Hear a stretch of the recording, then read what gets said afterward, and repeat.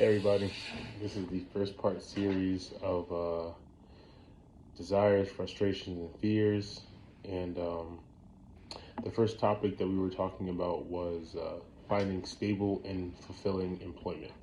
So I'm not going to sit here and act like I know exactly how to tell everybody how to find that, but what I hope to do with this series is just tell you my story and just kind of give you an idea of what I've done. So currently, I work for the city of Newark in the Office of Homeless Services, and my main job is just to find homeless people, what we like to call them RWAs, residents without addresses, and my job is to help them and convince them into getting the shelters, whether that be shelters, detox, maybe a drop-in center, but that's neither here nor there. Finding stable and fulfilling employment. I want to start by telling a story. Maybe a couple years ago, middle of COVID, I was working as a food carrier for a restaurant named Uncle Willie's Wings. Shout out to them. Really great wings, 90s themed. I think you would love it if you do like wings. And, you know, we had went to a event that he was vendoring at, and I'm a communicator. I love to talk to people. I love to get into the thick of things and actually show people, like, hey, this is me, this is what I do, and just show love wherever I am. So I'm walking around and I find this man by the name of Keith. Now, Keith is a bookseller. Keith is an author by heart. And one of the things that I love uh, is people who sell things that have value.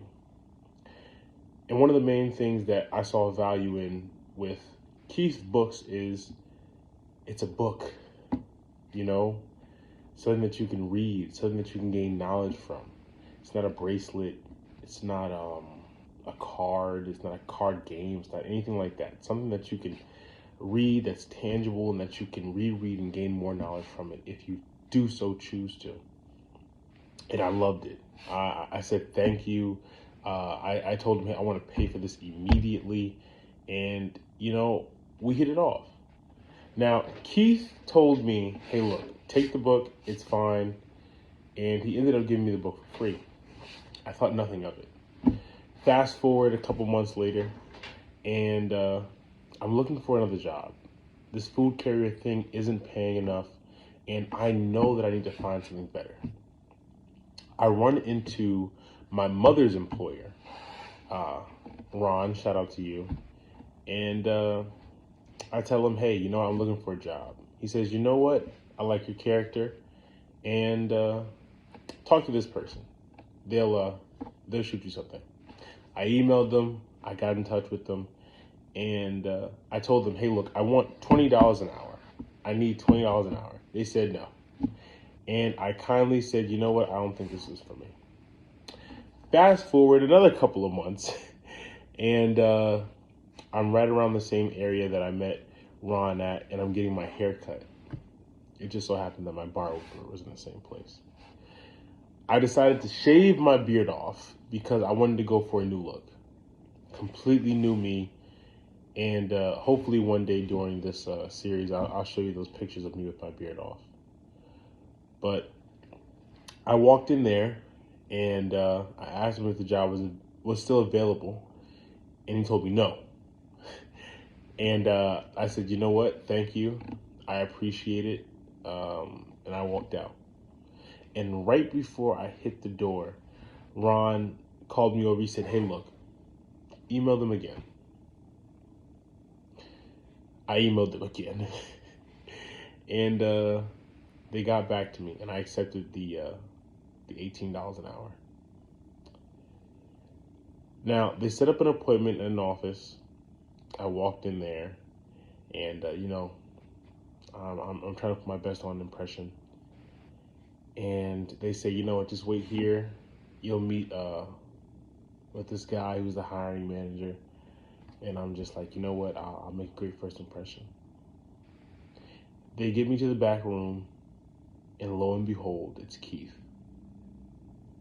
Keith looks me in my face, and I look Keith in the face, and he says, "You know what, brother? It's not a matter of if, it's a matter of when. I know your energy, I know your spirit, you got the job." I told him thank you. We sat and chat. He went over the job qualifications, and we did the thing.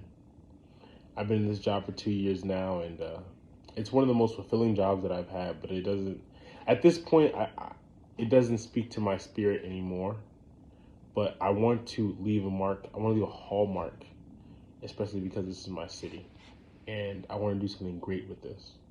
So I tell that story to say this: follow what's in here. You got it all in here. If you want to find something, you don't need to search in the outer world. You need to search in the inner world. Everything that you can want, everything that you desire, everything that will make you actually happy is in here. I want to say thank you for watching this video, and I appreciate you guys. So have a good one.